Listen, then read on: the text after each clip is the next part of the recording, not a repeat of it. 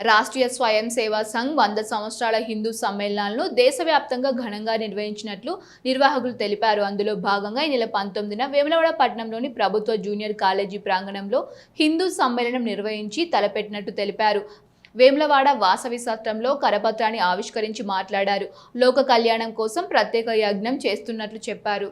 అలాగే ముక్కోటి దేవతల స్వరూపంగా భావించే గోమాత పూజ కూడా నిర్వహించబడుతోందని పేర్కొన్నారు.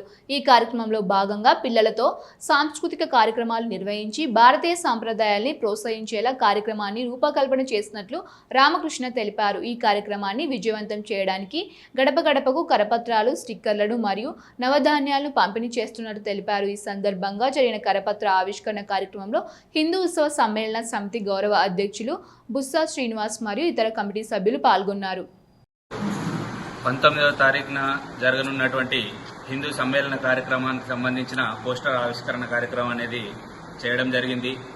రాబోయే 19 ఆదివారం రోజున వేములవాడ ఉపమండలంలోని ప్రతి ఒక్క హిందూ కుటుంబం నుంచి ప్రతి ఒక్క సభ్యులు అందరూ ఈ కార్యక్రమానికి హాజరై తమ తమ ఐక్యతను చాటాలని, అలాగే రాబోయే కాలంలో గొప్ప హిందూ సమాజాన్ని అందరూ ఐకమత్యంగా ఉండడం కోసం ఇది ఒక సందేశంగా ప్రతి ఒక్కరికి ఇవ్వాలని మనస్ఫూర్తిగా కోరుకుంటూ ఈ కార్యక్రమాన్ని విజయవంతం చేయాలని కోరుకుంటున్నాను. జై హింద్, జై భారత్.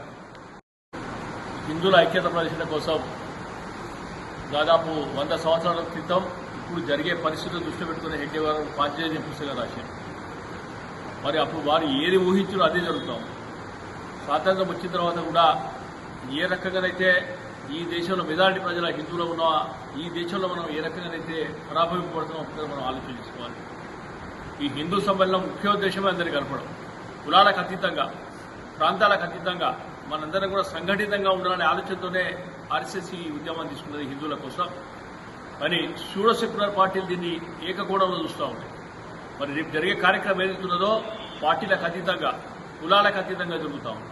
మరి దీంట్లో పూర్తి స్థాయిలో ఒక వివాహ వేడుక నాడు, వివాహ దినోత్సవం నాడు, లేకుంటే ఓ జంట ఏ రకంగానైతే కుటుంబ సమేతంగా మనం అక్కడికి వెళ్తాం, దేవాలయాలకు వెళ్తా ఉన్నామో అది వ్యక్తిగత స్వార్థం కోసం వెళ్తా ఉన్నాం. కానీ దీనికి వచ్చేది మనం హిందూ సమాజ చైతన్యం కోసం.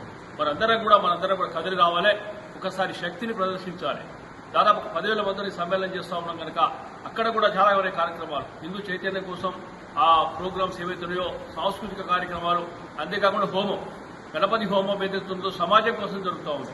అంతేకాకుండా వ్యక్తిగతంగా కూడా ప్రతి కుటుంబం కూడా దాన్ని పార్టిసిపేట్ అయితే, పాల్గొన్నట్టయితే వారికి అనేక రకాలుగా కూడా ఈ సంఘటితంగా చేసినట్టయితే ఆ భగవంతుడి ఫలితం దక్కుతుంది కనుక మనందరం కూడా జూనియర్ కాలేజ్